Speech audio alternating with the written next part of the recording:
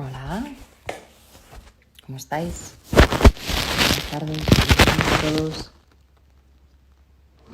¿Bien? ¿Sí? Bienvenidos. Nueva semana, nuevos retos. ¿Cómo os encontráis?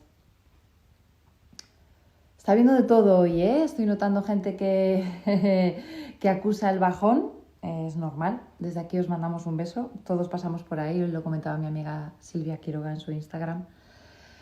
Pasamos por momentos a veces más delicados, otros no tanto, pero bueno, estamos ahí, demostrando que podemos.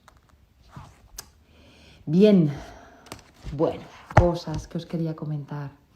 Sobre todo, daros las gracias a todos, a los que os estáis sumando estos días para escuchar a gente que sabe, para intentar entender lo que nos pasa, para aprender cómo podemos gestionarnos mejor. Están siendo tiempos difíciles, complicados y también, como vamos a ver hoy, es día y momentos son tiempos también de oportunidades. Ya os comenté la semana pasada que esta semana venía cargada con profesionales que saben un montón, gente que sabe muchísimo y que nos va a dar su visión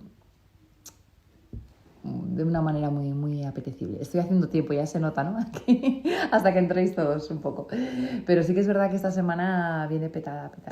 Hoy tenemos a, yo creo que uno de los mejores comunicadores en el área del desarrollo personal de la mente humana y además desde una visión científica que se comunica muy bien y que expresa las cosas de forma muy coherente y muy, muy fácil de entender.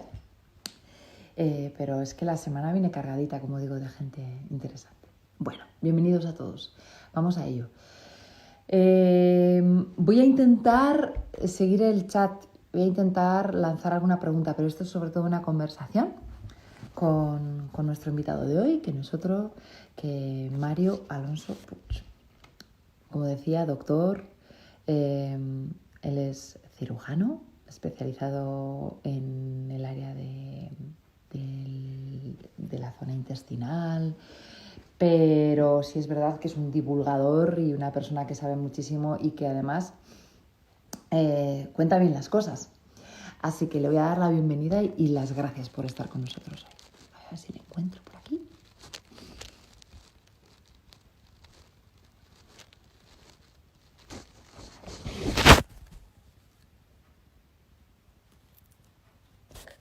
Siempre tardo un poquillo,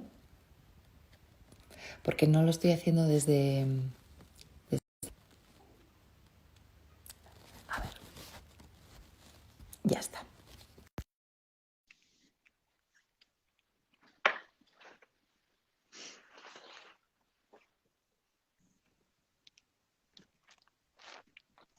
Hola Mario. Hola Ani, ¿cómo estás? Bien, ¿y tú? Yo bien, muchas gracias. Muchas Bueno, gracias. Hace mucha gracias. ilusión esta conversación contigo. ¿Mm? Sí, a mí también. Bueno, Sí, tenemos foros comunes como es el encuentro de mentes expertas con Marina y con Perico y sí. tenemos la ilusión sobre todo en este momento de compartir y aportar en este momento, como hablábamos hace poco, convulso para todos. Así que gracias, Mario. A ti.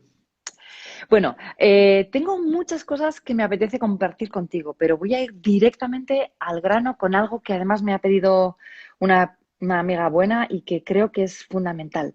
Tú sabes mucho sobre, y has hablado muchas veces de esas tres dimensiones que son la mente, el cuerpo y el alma, y están muy interrelacionadas. Y es momento de hablar de la importancia que tiene el trabajarnos los pensamientos positivos para crear un sistema inmune más fuerte, para estar preparados y, por supuesto, no cura, pero sí nos previene.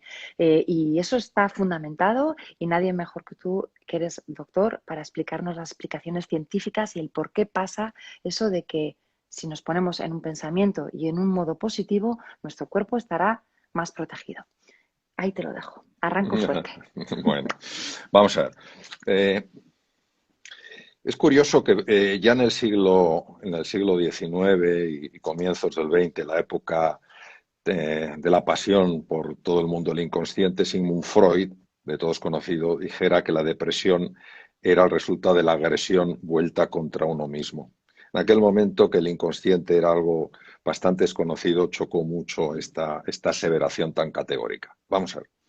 Nosotros no somos conscientes, y te lo digo porque en mis 26 años de ejercicio clínico he podido ver de lo que voy a hablar ahora. No somos conscientes del poder que tiene una parte del cerebro que es la que regula el pensamiento y que es específicamente el lado izquierdo, el hemisferio cerebral izquierdo. El pensamiento, muy a raíz de la filosofía cartesiana, se consideraba que estaba como muy alejado de la parte física. Él distinguía lo que se llama la res cogitans, todo lo que es el pensamiento, de la res extensa, que incluía el cuerpo, las emociones, etc. Y para él, la conexión solo tenía lugar en un sitio, que es la glándula pineal, la epífisis, pero prácticamente no había más relación.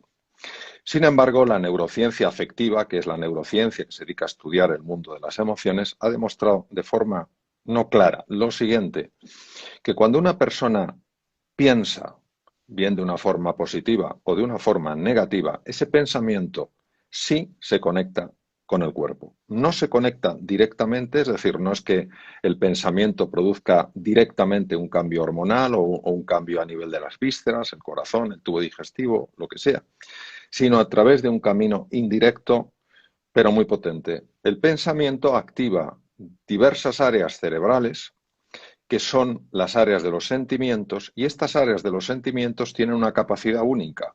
Son áreas muy específicas del cerebro humano y la capacidad que tienen es de transformar ese pensamiento en un sentir. Tú fíjate, por ejemplo, Anne, la enorme diferencia que es que yo piense que no pueda hacer algo a que yo sienta que no puedo.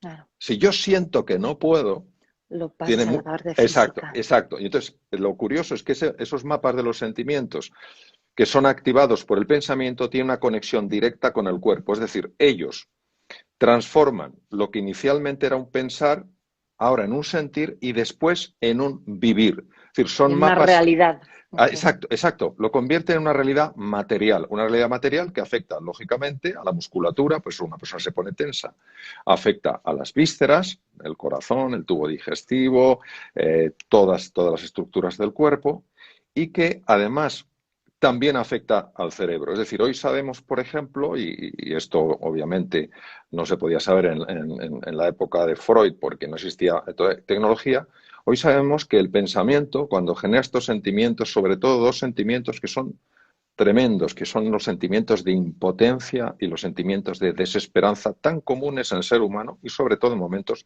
tan Como complicados este. como este. Cuando esos sentimientos de impotencia y desesperanza se mantienen durante un tiempo prolongado, pues tenemos que tener cuidado, es bastante impactante lo que son capaces de hacer, que es que ese movimiento fisiológico, es decir, ese movimiento a nivel del cuerpo que produce, es capaz de matar neuronas cerebrales. Pero no cualquier tipo de neuronas. Precisamente se ceba en un tipo de neuronas que se llama las neuronas de la capa K3 del hipocampo, que son neuronas, para que lo tengamos todo muy claro, que están especializadas en temas tan importantes como el control del miedo, ya que son capaces de inhibir una estructura muy potente que es donde está el núcleo central del miedo. Por otra parte, son neuronas muy absolutamente claves, fundamentales en todo lo que tiene que ver con nuevos aprendizajes. Todos tenemos que aprender cosas nuevas. ¿Qué quiero decir? Quiero decir que, como muy bien decías tú en tu introducción, es normal, ¿cómo no lo va a ser? Sentir momentos de decaimiento, sentir momentos donde el mundo se nos derrumba, sobre todo si has perdido un ser querido o estás preocupado por la enfermedad de alguien cercano o no tan cercano. Eso es normal y no podemos exigirnos eh, lo que es inhumano, exigirnos todo el día con la cara sonriendo, Ya. toleando botes, ¿no? Eso Sí. es inhumano. Y ahí Lo tenemos que que no ser se más... puede es mantenerlo en el tiempo, ¿verdad? Claro, claro. Lo que tenemos que tener mucho cuidado es en no caer en esos estados y sobre todo en no mantenernos ahí. Nos tenemos que Okay. caer y nos tenemos con dificultad, a todos nos cuesta, que levantarnos. Y esa es la importancia. Y la importancia por eso también de hablarnos de forma positiva, porque esos sentimientos que son positivos activan procesos fisiológicos y, atención, esto es muy importante, mejoran la capacidad del cerebro para tomar buenas decisiones, que es lo que tenemos que tomar cuando tenemos tan poca información.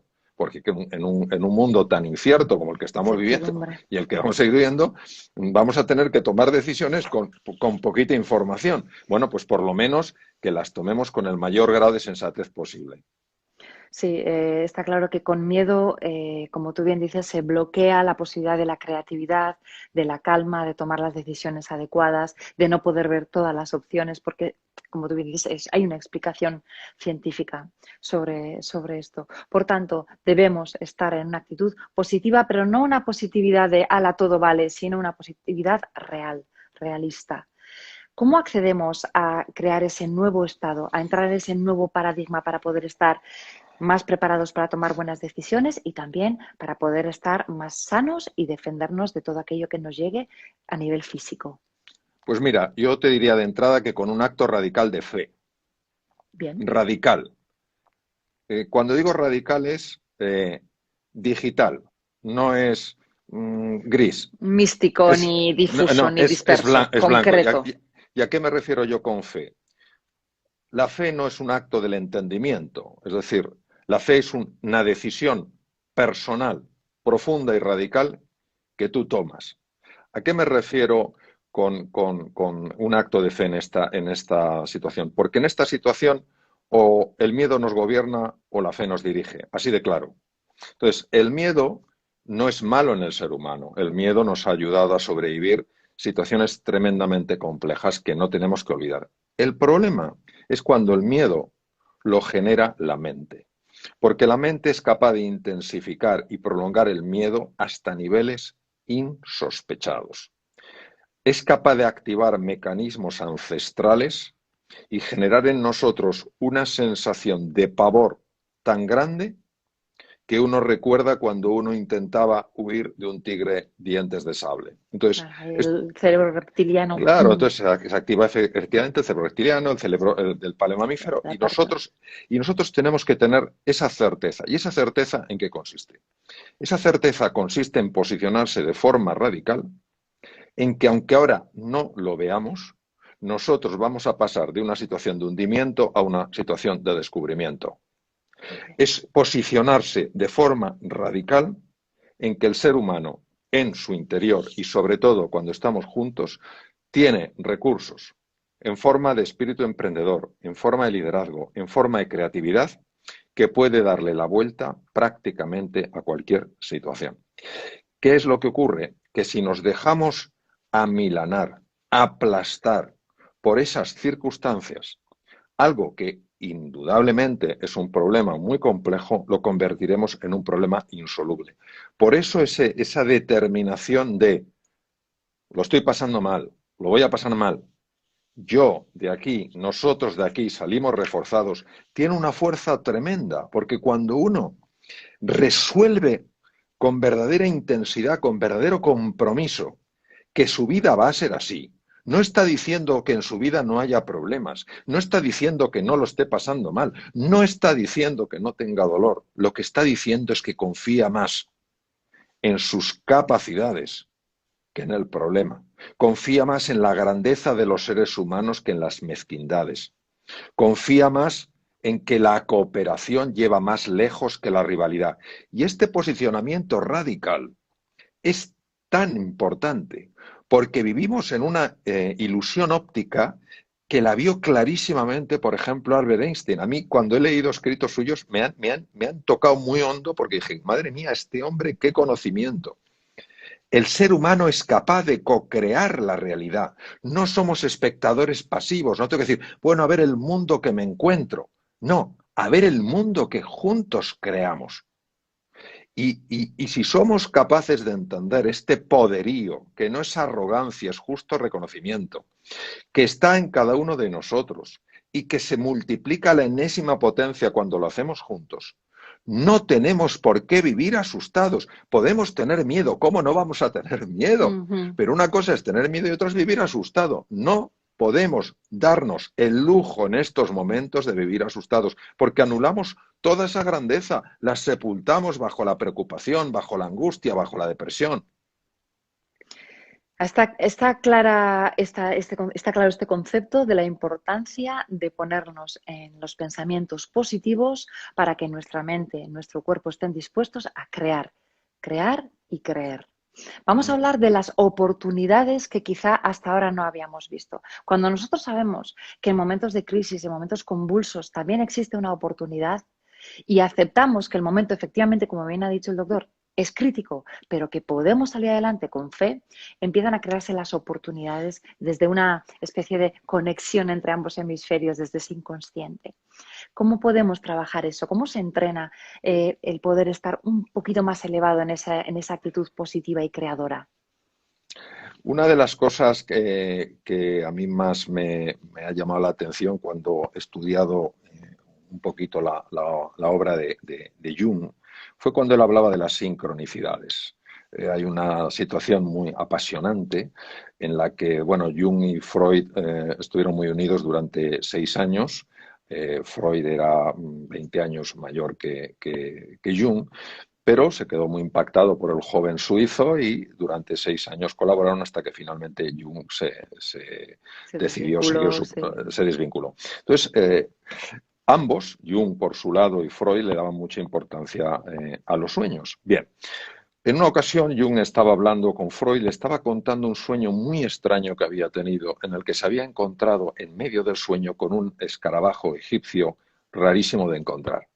Y en ese momento, él estaba describiendo el sueño que él había tenido la noche anterior, hubo un golpe en la ventana y apareció exactamente ese escarabajo. Yo, personalmente, no cosas tan rotundas, pero sí bastante impactantes en mi vida, he experimentado esto. Es decir, los fenómenos de sincronicidad no son ni de mentes iluminadas ni de gente rarita. Son cosas que nos pasan, pero que muchas veces nos resultan tan rompedoras que intentamos encontrar una explicación más lógica. Y como decía Einstein, en la vida o nada es un milagro, todo es un milagro. ¿Por qué digo eso? Lo digo porque si nosotros somos conscientes de que la división entre el mundo interior y el mundo exterior es una falacia. ¿A qué me refiero?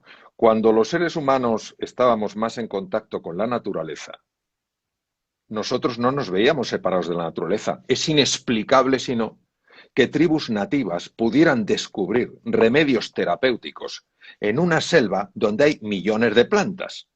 ¿Cómo es posible que lo supieran si no tenían microscopios, ni tenían nada, ni tenían sistema de investigación? Algo debieron de apreciar en esa naturaleza para poder convivir con esa naturaleza. Luego el ser humano empieza a experimentar una serie de cambios y se aleja de la naturaleza, sobre todo en la época moderna, y el mundo científico empieza no a entender la naturaleza, sino a describirla. Bueno, si nosotros recuperamos esta idea de que el mundo exterior y el mundo interior solo están separados a nivel mental, nos daremos cuenta que la actitud que nosotros tomemos en la vida, que quiere decir ni más ni menos que cómo me relaciono yo con una realidad, tiene la capacidad de curvar la realidad. ¿Qué es curvar la realidad? Tiene la capacidad de afectar al mundo exterior, a las circunstancias, porque el mundo interior y el mundo exterior solo están separados a nivel de espejismo, a nivel de ficción. Bueno. Y por eso le doy tantísima importancia a la actitud ante esta situación. Ahora es cuando más importante es pensar en grande. Ahora es cuando parece que es menos lógico, más contraintuitivo, es cuando más hay que hacerlo. No nos tenemos que olvidar de una cosa. La razón, lo que entendemos por razón, es una forma muy limitada de conectar con el mundo. Muy limitada. Cuando el propio Einstein hizo su famoso descubrimiento de la teoría de la relatividad, efectivamente, en la física teórica, empezaron a decirle lo listo que era, lo bien que razonaba, y él se enfadó y dijo, no le atribuyo a la lógica ningún papel en el desarrollo de mis hallazgos, de mis descubrimientos, sino al poder de la imaginación. Y de ahí su famosa frase, la imaginación es más importante que el conocimiento. Lo que quiero decir es que no hay ni un solo ser humano en este planeta que no tenga la capacidad de curvar la realidad. Pero es tan contraintuitivo, es tan poco encaja tan mal en nuestro sistema de razonamiento Sí, que sí, uno dice, bueno, este hombre se ha fumado algo sí. extraño. No, no he fumado nada extraño. Es que lo he vivido, lo he visto y por eso confío tanto en eso, que no es negar la envergadura del desafío, es tampoco negar la solidez y la grandeza que existe en el ser humano. También es verdad que es importante hablar de cómo nosotros creamos nuestra propia realidad a través de la dialéctica, de cómo nosotros tenemos que poner mucha atención a cómo nos hablamos a nosotros y creamos esa realidad a través de la lengua y de la lingüística y del hablar, del expresarnos verbalmente. Atentos a esto, porque viene de nuestro cerebro, pero provoca también reacciones en nuestro cuerpo.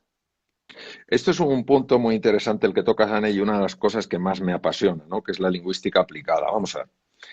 Eh, Hay algunas frases que están llenas de, para mí, de genialidad y otras que están llenas de torpeza. Las palabras se las lleva el viento. ¿Pero qué se las va a llevar el viento, por Dios? ¿Pero cómo se las va a llevar el viento las palabras? Las palabras son como las cerezas. Yo siempre distingo la picota y la cereza. Me encantan las dos. La picota va sin rabito y la cereza van dos juntitas. El lenguaje es como las cerezas. Tú mueves una cereza y mueves la otra. ¿Y qué está en el otro lado? Porque en uno está el lenguaje y en el otro ¿qué está? Pues mira, en el otro está, que lo sabes perfectamente, en el otro está, primero, imágenes. Segundo, símbolos.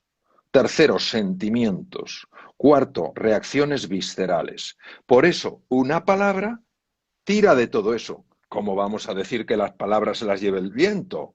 Se lleva el viento. Hay palabras que curan y hay palabras que enferman. Entonces, lo que tú comentas es fundamental.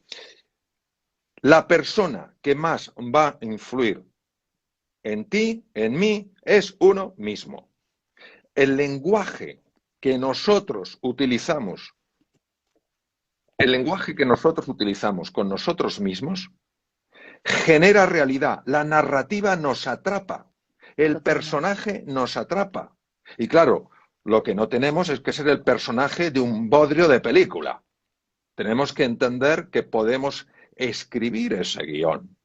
Y cuando, además, es que esto se ve, cuando alguien quiere manipular a los demás, lo primero que hace es ir a través del lenguaje, porque parece que es inocente y no es nada inocente, va cambiando tu percepción de la realidad. Y si cambia tu percepción de la realidad, cambia cómo te sientes en relación a esa realidad, cambian cómo tus vísceras se Sí, relacionan con esa realidad y cómo actúas. Ya está. totalmente.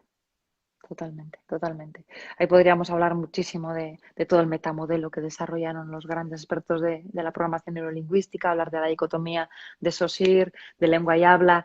Hay muchísimas cosas interesantes. Atentos a lo que acaba de decir María Alonso Puig. Importante cómo hablamos y cómo creamos nuestra realidad. Y ha hablado de los dos hemisferios, de la parte de la emoción y la parte del lenguaje hablado, izquierdo y derecho, intercomunicándose. Wow. Vamos a hablar también de la ansiedad, esa ansiedad que bloquea la creatividad y la emprendeduría en momentos en los que estamos deseando ser emprendedores, en los momentos en los que nos vamos a tener que reinventar. Atentos a la ansiedad, identifiquémosla, recibámosla, aceptemos sin juicio para darle la vuelta a esto, porque cuanto, como bien has dicho, cuanto menos ansiosos y menos asustados estemos, mejor vamos a estar. Eh, Recuerdo unos consejos que dabas tú para trabajar los tres ámbitos, el mental, el físico y el emocional. Hacer deporte, descansar, todos aquellos consejos que dabas tú, los podemos repasar para que la gente que nos está viendo diga, ay va, pues yo esto me vendría bien, tiene razón el doctor, si yo descansara más, si yo apagara mi móvil a las 11 de la noche, si yo hiciera un poco de ejercicio, si yo trabajara la presencia plena, todas esas cosas que Sí. son consejos que vienen de alguien que sabe que pueden ir bien. ¿Cuáles pueden ser?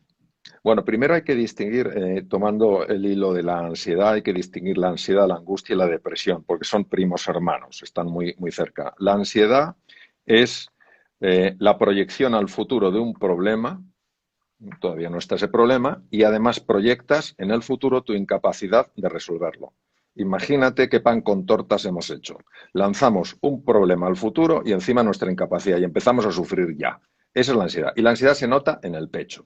La angustia se nota en el abdomen. Y la angustia es el miedo actual frente a algo a lo que no puedo poner nombre. Es decir, es un miedo. O sea, si yo, por ejemplo, estoy en un sitio y veo, imaginaros que estoy en un pueblo, en las ferias de un pueblo, y entra un toro por la puerta, porque se lleva la puerta por delante y digo, un toro allí, pues la gente sabe hacia dónde correr. Pero si yo me pongo a gritar como un poseso, toro, toro, toro, estoy generando un miedo, pero las personas no saben cómo reaccionar porque no le pueden poner forma, no lo ven. Bien, esa es la angustia. Y la depresión muchas veces es el resultado de un proceso mantenido en el tiempo de ansiedad y angustia. Bien. Cuando yo hablo de esos tips de los que comenta Sane, los tips corporales, los tips mentales y los tips anímicos, lo comento con tanta insistencia en estos días porque son una serie de propuestas que reducen radicalmente la posibilidad de tener ansiedad, angustia y depresión. ¿Por qué? Porque estos tres elementos que ahora brevemente exploraremos afectan directamente a nivel del cerebro, reduciendo o evitando que se desarrollen una serie de procesos cuya expresión es la ansiedad, la angustia o la depresión. Y efectivamente, a nivel del cuerpo son los siguientes. El ejercicio físico, porque el ejercicio físico se sabe que tiene un impacto directo a nivel del cerebro. Y cada uno en su casa hace lo que puede con el espacio que tiene.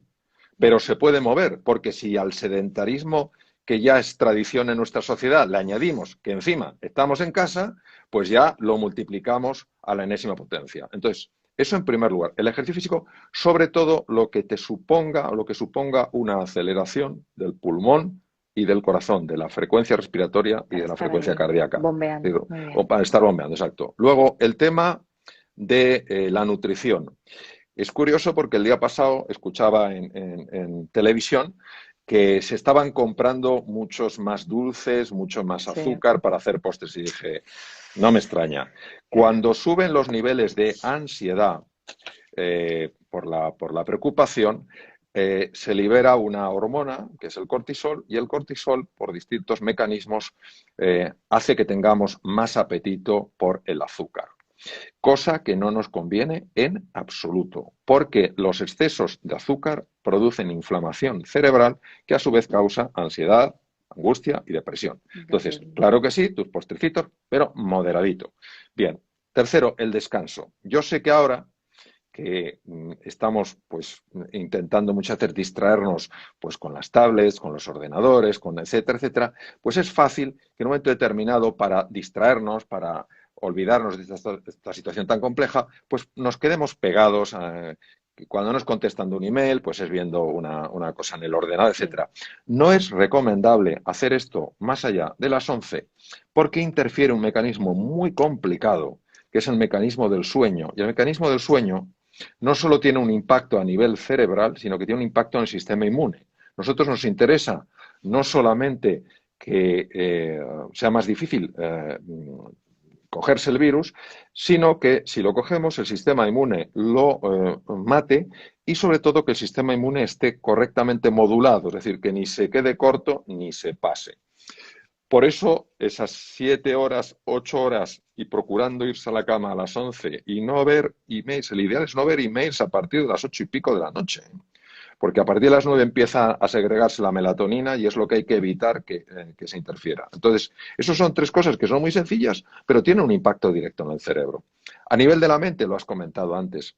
Vamos a ver, sobre todo en momentos de ansiedad, entra con especial actividad un circuito que se llama la red neuronal por defecto, que nos intenta arrastrar, porque eso no es llevarte, eso es arrastrarte. Nos intenta llevar al pasado o nos lanza al futuro. Pero la pregunta es, ¿para qué? Bueno, la explicación es larga, pero el resultado es, ¿Qué gano de esto? Cuando me voy al pasado, ¿para qué me estoy yendo? Para lamentarme, no me voy para aprender, me voy para lamentarme, tenía que haber ahorrado más y si no, lo estaría pasando tan mal ahora. Tenía que haber sido previsor y haberme metido más en el mundo digital y ahora tengo que aprender y no tengo ni idea. Es para lamentarte, para llenarte de culpa, para llenarte de vergüenza. ¿Eso a quién ayuda? A nadie. Y cuando te proyecta al futuro, ¿qué es? Para anticipar. ¿Qué va? Es para angustiarte, para preocuparte. Por eso, mantenerse en el presente hoy no es un lujo, es una necesidad. Y además, Obligación, sí, sí. y además lo sabemos perfectamente. Mañana sale una cosa nueva del coronavirus 19. Mañana sale una normativa nueva. Mañana tal cual. ¿Qué vamos a estar angustiándonos por el mañana? Vamos a vivir los afanes de cada día. Y esto tiene muchas repercusiones muy favorables, no solo a nivel del funcionamiento del cerebro, mejora la eficiencia, mejora la memoria, mejora el manejo de datos complejos, sino además del sistema inmune favorece la modulación correcta. Eso a nivel de la mente podríamos entrar en más cosas. Pero a nivel del alma, que es la parte espiritual, la parte trascendental de un ser humano que abraza a todo el mundo, como decía la Madre Teresa de Calcuta, mi única religión es el amor. Entonces, Sí. cuando hablamos de espiritualidad, hablamos de sabiduría, hablamos de amor, no estamos hablando de nada de otro tipo, perfectamente compatible. Afectos, sí. Claro, perfectamente compatible con una religión madura, perfectamente compatible con ninguna religión. Es decir, es salirte de tú, yo, mi, mío, pum. Bien, ¿qué se sabe biológicamente, científicamente que funciona para reducir problemas de salud, para reducir ansiedad, para reducir angustia, depresión? Pues cosas alucinantemente sencillas que son tan contraintuitivas que las despreciamos. Nuestra razón es tan arrogante, es tan, desde luego empezando por la mía, claro, nuestra razón es tan arrogante que todo aquello que se salga del tiesto no existe. Ya, No ya. existe. La ciencia, y he estado con grandísimos científicos, la ciencia para nada dice que la dimensión espiritual de la existencia no existe. La ciencia hace lo que puede hacer. No tengo ni idea de si existe o no. No la puedo medir. Ahora no sé si existe o no. Bien, el cientificismo o cientismo, que es una corriente filosófica, se ampara engañosamente en la ciencia para decir que lo que no se puede pesar ni medir no existe. Por favor, ¿pero de qué me está hablando? Usted podría decir que no tengo ni idea de si existe, que a lo mejor sí, que a lo mejor no. Bien, entonces, ¿qué es lo que sabemos? Que cuando una persona se levanta por las mañanas y a pesar de las dificultades del día, a pesar de la incertidumbre, a pesar del dolor, decide sentir gratitud por algunas cosas de su vida que siguen funcionando, se ha despertado. Hay gente que no se ha vuelto a despertar. No se nos tiene que olvidar eso. Hay gente que no se ha vuelto a despertar. Nosotros nos hemos despertado. Probablemente la mayor parte de nosotros podemos ver, podemos oír, podemos comer algo, tenemos un ser que nos quiera, un sitio para estar cubiertos. Y estar pensando que eso es lo normal. No es lo normal. No es lo normal. Es muchas veces lo anormal. Pues esa gratitud se sabe que tiene un impacto profundísimo en el cuerpo. ¿Por qué? Porque nos hermana con la vida. Como decía mi queridísima amiga María Villota, la vida es un regalo. La vida es un Sí. regalo. Entonces, es saber agradecer la vida las cosas que siguen siendo un regalo. La vida no nos da lo que esperamos. A mí la vida no me da los caprichos que quiero. A mí la vida me da lo que necesito para crecer. Lo que pasa es que en mi ignorancia, y ahora hablo como Mario, no me gusta. Claro. Yo quiero mi juguetito, no quiero mi lección. Entonces, abrirnos a esa gratitud y luego abrirnos a algo que lo digo de corazón porque pocas cosas me han ayudado y me ayudan tanto en la vida. Vamos a ver.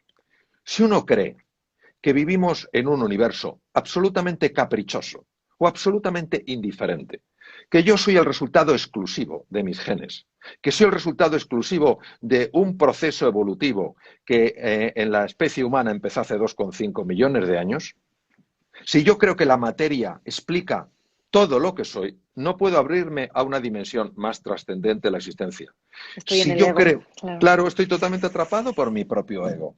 Ahora, si yo me abro a la posibilidad, no digo que compre nada, me abro a la posibilidad de que tal vez, quizás, quién sabe, yo vivo en un universo que es consciencia y amor, y que ese universo no va a permitir que suceda en mi vida nada que no me ayuda a crecer en alguna dimensión, la que sea, yo claro que lo puedo pasar de Aquilo, claro que puedo refunfuñar, claro que puedo enfadarme con el universo. También a lo mejor puedo abrirme hacia ese misterio insondable que es la vida y reducir la resistencia que estoy ofreciendo a lo que me está pasando. Lo fascinante desde el punto de vista biológico, y esto es una cosa que a mí me lleva enamorando desde que entré en la Facultad de Medicina, lo fascinante desde el punto de vista biológico es que cuando uno acepta que no es resignarse, es asumir esto es lo que es, el cuerpo funciona mejor. El cerebro funciona mejor. Las hormonas que se liberan son más saludables. Pero cuando yo Esto me es... rebelo, cuando yo me Mm. enfado, cuando yo culpo a la vida de por qué hace esto, si no es que esto sea bueno o malo, lo que hay que leer es qué pasa en el cuerpo. ¿Por qué? Porque el cuerpo es el que de verdad sabe, el cuerpo es el que lleva la cuenta, el cuerpo es el que está conectado con la vida. Mi cabeza no está conectada con la vida, mi cabeza está conectada con una abstracción, que significa una extracción de las cosas. Mi Entonces, propia cuando yo hago eso, interpretación de lo que sucede, pero no lo que total, sucede en realidad, claro. totalmente, como decía Alfred Korzynski, decía, ni el mapa es el territorio, ni la cosa es Sí, la cosa, ni la cosa corresponde con el nombre de la con cosa. el nombre. Mm. Pues exactamente lo mismo. Entonces, es abrirse un poco humildemente en el dolor para no caer en la desesperanza, sino abrirse a un misterio insondable. ¿Cuántas veces no habré visto yo en mi trabajo como cirujano a lo largo de 26 años personas que han encontrado en su enfermedad un camino y que luego te han dicho nunca lo hubiera elegido? Tuvo que aparecer esto en mi vida para que yo diera un giro radical. Pero como no podemos mirar, no podemos entenderlo esto hacia adelante, solo se entiende mirando hacia atrás. De esto hablaba Mm. maravillosamente Steve Jobs, ¿no? Y entonces cuando miras atrás dices, anda, mira que fue duro aquello, pero cómo me mejoró como persona. Ahora, si yo me rebelo, si yo me enfado, puedo entrar en la ansiedad, en la angustia, en la depresión. Y eso es irme al pozo sí o sí. Qué importante la aceptación, la toma de conciencia de lo que nos pasa, el para qué nos está pasando, la aceptación y la curiosidad por estar vivos, por las ganas de estar vivos a través de la curiosidad y las ganas de emprender desde ese momento de crisis fundamental. Me ha gustado muchísimo lo que acabas de decir y un gran aprendizaje, me ha gustado mucho. ¿Y qué hay de los momentos en los que uno tiene que hablar desde la empatía, desde el estar con el otro, desde darse cuenta de que uno crece en esa dimensión del alma a través de la contribución con hacia el otro? Uno es más feliz cuando es consciente de que es parte de todo y de que él es también protagonista de un cambio que puede ir a mejor. En ese momento también uno de repente se siente chutado, se siente feliz porque es parte de un cambio a mejor.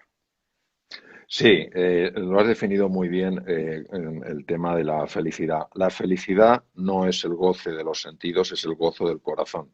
Y ese gozo del corazón es siempre cuando te encuentras con una realidad que te trasciende, que te lleva más allá de ti. Y la realidad es encontrarte con el otro, encontrarte con la vida, encontrarte con el mundo. ¿Por qué es tan importante la empatía? Porque la empatía es la capacidad de ayudar a una persona a sentir que ha sido comprendida. La empatía no busca resolver nada. La empatía no busca aconsejar. La empatía no busca adoctrinar. La empatía lo que busca es que una persona se sienta comprendida. Todos nosotros sabemos la importancia que ha tenido en nuestra vida cuando, aunque no nos han dado ningún consejo para mejorar algo, nos hemos sentido comprendidos. ¿Por qué? Porque la soledad mata. Y la soledad no solo es estar físicamente solo, es sentir que nadie te comprende. Saber, sentir que nadie conecta con cómo estás viviendo tú las cosas. Y esto es un tema que nos cuesta mucho porque es muy fácil de decir el tema de la empatía, pero la empatía real implica la capacidad de abrirse tan plenamente a la otra persona que te olvidas de ti. Y es tan difícil, Anne, Ya, olvidarse de ya. uno Nos mismo. aferramos a lo nuestro, ¡Oh! Nos conjugamos en aferramos. primera persona singular con una ¡Ay, sí, sí, facilidad sí, sí, y sí, nos sí, sí! gusta tanto, pues yo más, y tú sufres, pues fíjate, yo también más. Yo Y también, ahí a ver estamos, a ver quién sufre sí, más, a sí. ver quién sufre más y así nos ganamos el cielo y ya está, y todo Sí, arreglado. sí, Y yo pero te eso es estoy una... contando Sí, una, es que es sí, una cosa sí, yo creo que es muchas veces una mala interpretación de un montón de cosas. ya de creencias Claro, ancestrales. de creencias ancestrales. Yo creo que cuando tú estás verdaderamente conectado con una persona, lo que se llama presencia plena, eso ya es empatía. ¿Por qué? Porque cualquier persona que sienta que le estás dando tu atención no dividida, se siente valiosa.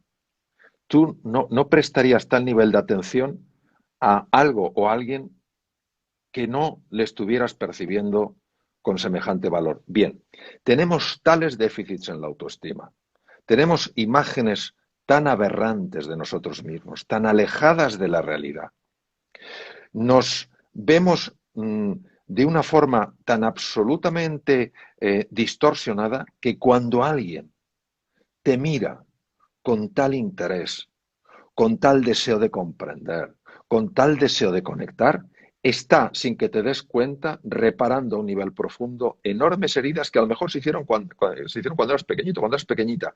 Por eso tiene tantísima importancia la empatía. Y recuerdo una cosa que para mí es bastante clave. Todos sabemos que o muchos hemos oído que los indios navajos, un pueblo tan sabio en los Estados Unidos, hablan mucho de que tienes que caminar 5 leguas en los mocasines de la otra De persona. alguien para saber. Sí, y yo creo personalmente, es mi forma, sin duda muy limitada de verlo, yo creo que no tienes que andar en sus mocasines, pero sí tienes que ponértelos. Hmm. Es decir, andar en sus mocasines puede ser como simpatizo con esto. La empatía es, uff, siento cómo se siente estando en estos mocasines, Mocasines. pero yo elijo caminar de otra manera. Pues Hmm. ese punto yo creo que es clave porque además en temas de biología esto es brutal. Lo que se ha visto con los temas relacionados con la empatía, con estudios fascinantes sobre todo, por supuesto en humanos, pero sobre todo estudios que se han hecho con macacos, que es el primate no, que se utiliza en la experimentación animal, son increíbles. O sea, Sí, sí, sí, sí. El doctor, mejoras. ¿cómo se llamaba aquel doctor que hizo los estudios con el macaco que le daba Harry un Harlow, biberón? Harry Harlow, este. Harry Sí, sí, Harlow. sí, sí. Mejoras en el sistema inmune, mejoras en la inteligencia, mejoras en la socialización. Y a nivel humano, la empatía se ha visto que es capaz de afectar incluso a nivel molecular, a nivel Ya. cromosómico, a Uf. nivel del ADN. Pero por favor, hace años, en qué foro científico se podría sostener que la empatía afectaba a nivel ultracelular, a nivel del ADN? Hoy en día, hoy en día es una realidad, pero vamos, pero una realidad no que la estén comentando 4 personas que Sí, están sí. ahí A con sus nivel locuras. místico. No, estamos hablando a nivel de personas que han ganado el premio Nobel de Medicina, véase Alexis Carrel, véase Elizabeth Blackburn, o sea, montones de científicos. Véase David Bohm, premio Nobel de Física Cuántica, por sus trabajos de física teórica, etcétera, etcétera. Es decir, estamos hablando de personas que no solo son científicos, sino que para mí personalmente son sabios. Bueno, pues yo no digo que compremos eso, pero tampoco que lo despreciemos como si fueran personas que no tienen un conocimiento de lo que están hablando. Hacemos el bien con la empatía hacia los demás, pero también, como decía, en nosotros, el sentirnos protagonistas de un cambio en nuestro entorno para bien, porque la bondad y el amor son principios arquetípicos universales y que está demostrado que después son los fundamentos de todos los valores que nos mueven hoy en día, hasta las creencias que van más a la mente, tomando de la mano a alguien, sintiéndote tú protagonista del bien del mundo. Eh, las cosas pueden ir mejor. Y no quiero dejar pasar la oportunidad de hablar contigo del aspecto de la responsabilidad, algo que tenemos que desarrollar, no echar balones fuera. Son momentos en los que todo lo que hemos sembrado hasta ahora nos sirve, para sembrar hacia el futuro. Y en este tiempo de confinamiento tenemos el deber, la obligación y, por qué no decirlo también, el gusto de poder hacer cambios en nosotros mismos que tengan que ver con la responsabilidad con hacia lo que nos viene de ahora en adelante y que tiene mucho que ver con ser protagonistas de ese cambio para bien. Tomemos conciencia de esto y lo podemos hacer escuchando a personas como el doctor Alonso Puig, pero además leyendo, escuchando música, dándonos abrazos en el entorno en el que podamos, colocándonos en una actitud positiva, cuidándonos tanto en el alma, en la cabeza, sin meter informaciones extras que no vienen a cuento, y, como no, el cuerpo, descansando, comiendo bien. Acordaos de todo esto que estamos diciendo porque es importante, ¿no es así, doctor? Sí, el tema de la responsabilidad es un tema que, que tiene su aquel. Es que Primero, es el contrario a la queja, es que nos gusta claro, tanto. claro, claro. Sobre todo, sí, sobre todo, fíjate, en el poder del lenguaje. Cuando nosotros hablamos de responsabilidad, eh, va en su cerecita muy unido a culpabilidad. ¿Eh? Ah, Tú eres responsable de esto. Si sale mal, tú eres culpable. Bien, vamos a cambiar la cerecita. Vamos a cambiar la cerecita porque esa cerecita se ha quedado un poco pocha y ya no está buena. Entonces, la cerecita que le vamos a cambiar es responsabilidad igual a capacidad de respuesta. ok. Tú tienes una capacidad de respuesta. Pequeña, media o grande. Es igual, tú tienes una. Me encanta recordar a esta mujer extraordinaria, Helen Keller, que se quedó ciega, muda y sorda a los 16 meses de edad. Y no obstante, con la ayuda de otra mujer extraordinaria, Annie Sullivan, fue la primera mujer en la historia que se graduó con honores por la Universidad Radcliffe, que está en Cambridge, Massachusetts, a la Universidad de Harvard. Y ella decía, soy una. Estamos hablando de una mujer ciega, muda y sorda. ¿Eh? Y en aquellos tiempos, que es En aquellos, importante también, ¿eh? en aquellos tiempos. Ella se graduó, si no recuerdo mal, en 1904. Dice, soy una, solo soy una. Yo no lo puedo hacer todo, pero sí puedo hacer algo. Yo no renunciaré a aquello que puedo hacer. Esto es importantísimo. La queja, el no puedo hacer nada, la impotencia, se ha demostrado en estudios fascinantes que se hicieron en el Reino Unido que favorecen la patología cardíaca. Toma. Ponerte en una posición de víctima es muy cómodo. Es muy fácil echarle la culpa a los demás. Claro que sí, yo no digo que los demás no tenga cada uno, que tengamos nuestra responsabilidad, pero es, yo no tengo nada que ver con esto, soy una víctima pasiva. Atención, porque esto sé que es cómodo, pero se paga un precio, sobre todo en salud cardiovascular. Y número dos, si tú no das un solo paso, estás transmitiendo al cerebro una cosa clarísima. Soy impotente para hacer nada. Bueno, el cerebro creará lo que tú crees y serás realmente impotente, pero no le podrás echar la culpa ni a tu cerebro, que es magnífico, ni a tu cuerpo, que es espectacular. Tendrás que tomar responsabilidad por no haberla tomado y decir, se acabó ser una plañidera, se acabó ser un plañidero, voy a hacer lo que pueda, donde esté y con lo que tenga. ¿Fácil? No. Lo fácil es dejarse llevar. Lo fácil es tomar el papel de víctima. ¿Necesaria responsabilidad? Pero por favor, ¿cómo vamos a construir algo nuevo juntos si no decidimos dar un paso? Entonces yo animo mucho con una pregunta para personas que están bloqueadas, que es una cosa que puede pasar hasta en el ser humano más inteligente y más capacitado, todos nos podemos bloquear. Les hago una pregunta que es que moviliza, vamos a ver, moviliza hasta una piedra. ¿Cuál es el paso más pequeño que te atreves a dar? El más pequeño. Recuerdo una vez en un programa que yo dirigía, una persona que me dijo, tengo mi despacho absolutamente caótico. He intentado durante años ordenarlo y me es imposible. Y le dije, haz esto. ¿Cuál? Y dice, bueno, pues esto es como una tontería. Bueno, haz una tontería, pero haz la pequeña Prueba. tontería. Entonces me lo contó porque lo ordenó en un fin de semana. Claro. ¿Y cómo lo hizo? ¿Cuál es el paso más pequeño que me atrevo a dar? Mover un folio. Ordenar un folio. Ah, pero es que después de ordenar un folio, oye, ¿por qué no ordeno dos? Ordenar dos folios. Bueno, voy a poner, en un fin de semana acabó ordenándolo todo. Es que esto es lo que no nos damos cuenta. Cómo nos atrapan esquemas mentales, cómo el ser humano está lleno de grandeza, pero sus limitaciones hacen que esa grandeza quede sepultada en un montón de justificaciones y de excusas Claro, ¿sabes qué jugosas. pasa? Que si Claro, que si ordena el escritorio, igual después tiene que empezar a ordenar otra cosa. Y siempre son símbolos y siempre hay una sí, intención positiva detrás. sí, Si después de sí. ordenar el despacho ya, ¿qué tengo que ordenar? Pues igual tengo que ordenar mi vida. Y estoy haciendo aquí un parafraseo y estoy aquí metiéndome donde nadie me llama. Pero sí Bueno, es verdad bueno. que a veces no queremos dar ese primer pequeño paso porque tenemos miedo a que nos salga bien. Y si no sale bien, vaya que luego me voy a tener que enfrentar a un reto más grande y esto es que esto es muy cansado.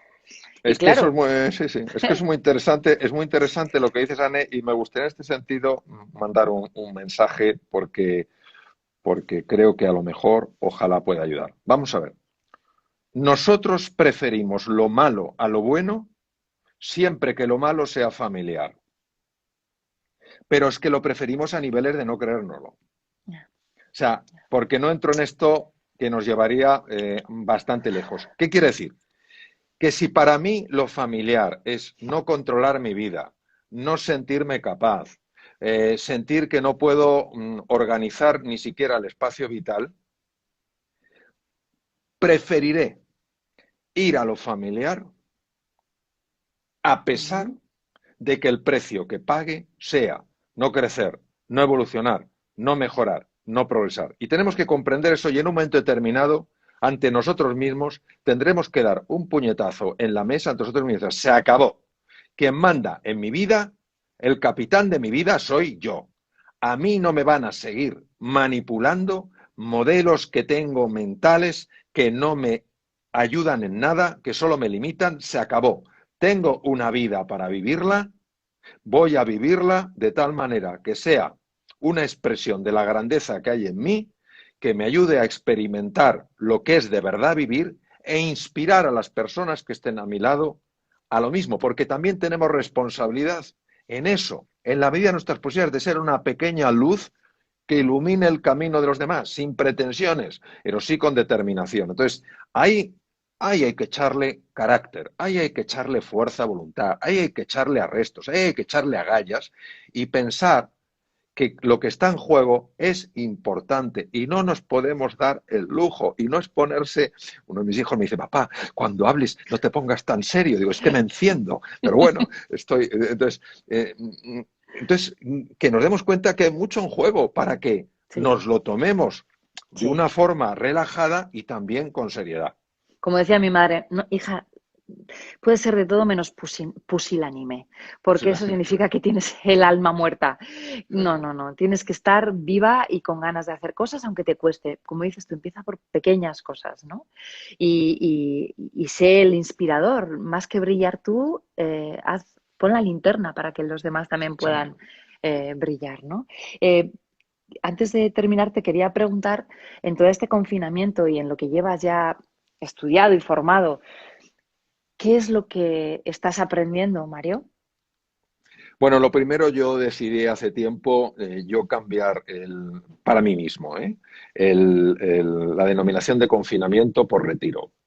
Muy Me he bien. dado cuenta que la palabra confinamiento me genera una sensación de obligatoriedad y aunque es verdad que es obligatorio quedarse, la palabra retiro me da una sensación de libertad. Y ya que puedo elegir cómo me relaciono con esta situación, como no voy a cambiar el hecho de no poder salir, lo llame confinamiento o retiro, lo que me pregunto es cómo estoy mejor. Y entonces yo estoy mejor y considerando que es un retiro que me sirve para pensar, para reflexionar, para valorar lo que no valoraba y o que no valoraba tanto y para hacer el ejercicio más difícil que se le puede pedir a un ser humano y que se nos está pidiendo a nosotros, que es sacar a flote la mejor versión cuando más difícil es sacarla. Eso es cuando, ahí es donde uno realmente mm, se está jugando mucho. Cuando es capaz de no dejarse apabullar, arrastrar, amilanar, empequeñecer por unas circunstancias muy difíciles y dice, acepto que estas circunstancias son así. Si hubiera podido, desde luego no las habría elegido. Son las que son. ¿Qué voy a hacer yo durante este periodo, el tiempo que dure, para sacar a flote algo que me ayude, que nos ayude a vivir esta cosa, esto que estamos viviendo de una forma diferente? Y yo creo que si hacemos eso, en algo vamos a salir reforzados. Si no, esto nos arrastra y nos lleva a un vacío en el que no tenemos por qué caer. El ser humano, como decía maravillosamente Víctor Frankl, muchas veces no puede elegir sus circunstancias. Claro que no. Nosotros no hemos elegido estas circunstancias. Él tampoco las eligió. Él tampoco eligió estar en 3 campos de concentración nazi. No lo eligió. Él tampoco eligió ver a tanta gente morir. Él tampoco eligió tener que sufrir tanto. Lo que sí dijo y transformó su vida y la de muchas personas es si puedo elegir cómo me relaciono yo con esto. Entre lo que me pasa y lo que hago, entre lo que me pasa y cómo respondo, hay un espacio donde me juego la libertad. La libertad de elegir cómo lo quiero vivir. Quiero vivir este momento de reclusión, de retiro, de confinamiento, cuarentena, en casa de una manera o la quiero vivir de otro. Y tenemos una responsabilidad en esto, no de ocultar nuestras emociones, porque todos tenemos emociones y las emociones han de fluir. Pero sí que junto a esas emociones vaya un mensaje añadido, que es yo soy libre, precisamente no porque actúo en base a mis emociones, sino porque actúo en base a mis decisiones. Y eso es lo que marca mi libertad, que yo elijo lo que quiero decidir, aunque no me apetezca, aunque no me resulte fácil. Gracias, Mario. Estaría un rato largo, pero no quiero abusar de ti. Llevamos casi una hora hablando y escuchándote sobre todo. No sabes la de gente que está entrando para dar las gracias por tu aportación, gente que te conoce hace tiempo y gente que te acaba de descubrir, pero yo creo que eres una persona ya reconocida no solamente a nivel nacional, sino a nivel mundial y es un lujo tenerte aquí en este ratito. Gracias de verdad por tus aportaciones. De verdad te doy mi sincera, pues eso, agradecimiento. Eh, Enhorabuena por todo lo que estás haciendo, porque no solamente estás aquí, te estás comprometiendo. Ojalá nos veamos pronto en nuestros foros cuando estamos por ahí con mentes expertas dando nuestras charlas, cuando podamos abrazarnos de otra forma y te dé las gracias en persona. Pero ahí, en nombre de todas las personas que están aquí, ese agradecimiento por compartir tanto y sobre todo por lo bien que nos lo cuentas, con esa actitud tan positiva y tan de construir. Bueno, muchas gracias a ti, Anne, por esta iniciativa tan maravillosa, por ser como eres, siempre una sonrisa y un mensaje de ilusión. Mandar a todas las personas que nos han seguido un abrazo entrañable y sobre todo recordarles eso, recordarles que ese posicionamiento detrás del dolor está el crecimiento, detrás del dolor está la transformación. Es una realidad que si estamos dispuestos a crearla, seremos capaces de crearla. Claro que sí, claro que sí. Muchas gracias. Hasta pronto, Mario. Adiós, cuídate, Chao, chao, adiós, doctor. Gracias. adiós, adiós, Ani. Hasta luego.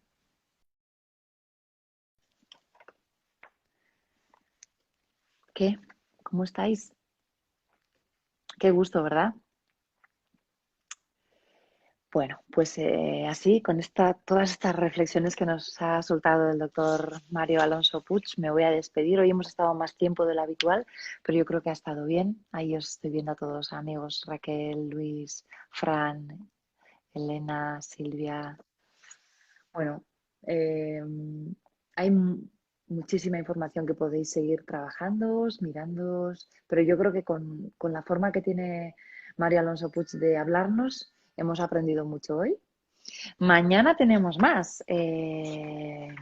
Mañana tenemos a Patri Psicóloga, otra psicóloga que nos va a aportar también con mucho optimismo muchos tips y nos va a hacer una toma de conciencia importante. Pero yo hoy quería, desde luego, destacar la visión más científica de cómo la emoción afecta en el cuerpo y cómo nos podemos cuidar a través de nuestra emoción y de nuestros pensamientos. Así que a todos los que habéis estado ahí, daros las gracias. Veo muchos amigos ya, gente que ha seguido estas conversaciones a las 2:30 desde el principio. Y bueno, yo creo que ahora es momento de reposar todo lo aprendido, escuchado. Que sepáis, me lo estáis pidiendo, y ya con esto termino, que cuelgue los directos. Este directo queda 24 horas colgado en mi Instagram directo, y luego mi querida amiga Silvia me está salvando todo para poderlo colgar en YouTube más adelante, ¿vale? Para que lo podáis ver, remirar, reapuntar y estudiar. Eh, gracias a todos, ha sido un placer. Chau, chau.